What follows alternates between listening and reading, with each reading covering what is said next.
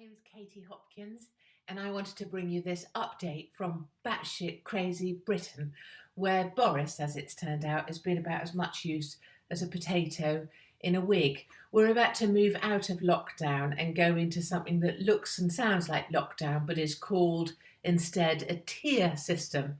The headline today, and you're going to love this. So we're supposed to live in a free Western democracy. Families will be allowed to meet at Christmas, government confirms. Did you ever imagine you would live in a time when the government gets to tell you what you can do inside your own homes?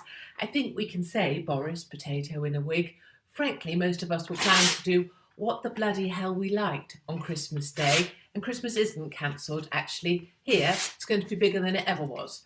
Second up, what will remain open? So they're making up crazy rules just because they can, and you've got to ask yourself each time you hear a rule, how does this stop COVID exactly, right? This one, shisha bars can remain open, but they're not allowed to sell shisha. Which, I guess if you think about it, is a bit like saying hairdressers can open, but they're not allowed to cut hair. They're just making up rules for the fun of it, aren't they? There's no logic, nor rhyme, nor reason. This is my favourite one of all. Pubs, bars and restaurants. You're allowed to sell alcohol as long as somebody like me has ordered a substantial meal.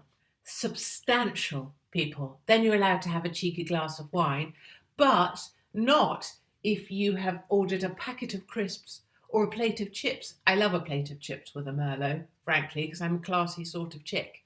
But they're saying unless you order a substantial meal, you can't order booze. Ask yourself, how does this stop COVID? Does COVID know if you've ordered a cheeky plate of chips as opposed to pie and mash with gravy? Does it mean that if you order just crisps, for example, COVID goes, oh, look at that person not having a substantial meal. I'll infect them with mild to moderate seasonal flu, people are calling it COVID, because they haven't ordered a substantial meal. I mean, it's absolutely nonsensical, all of this. And of course, what more could we need than the criminalisation of speech like mine? So me saying these kind of things will become hate speech because, thank God, everybody, Neil Bashu, the head of counter-terrorism in the UK, bear in mind there's Islamist threats and jihadi attacks all over the place, he's coming after people like me, people who are pro-medical choice, allowing you to make the decisions you want to make about your own body. He says that should be made a criminal offence. Well, I say to you, Neil, you bald-headed little weasel, come lock me up, because I would rather live standing on my feet than cower on my knees to look after my pay and pension. And I say actually, and I level to all others who are complicit in this utter nonsensical buffoonery, what are you doing? You'd rather look after your pay and pension than stand for the truth. So I say to everybody, plan your biggest Christmas, have your funnest fun at the bars when they open. Try not to order substantial meals. And if there's a shop open, try and buy what that shop actually sells.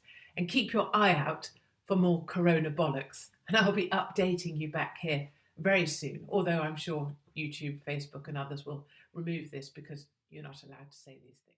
We will make America great again.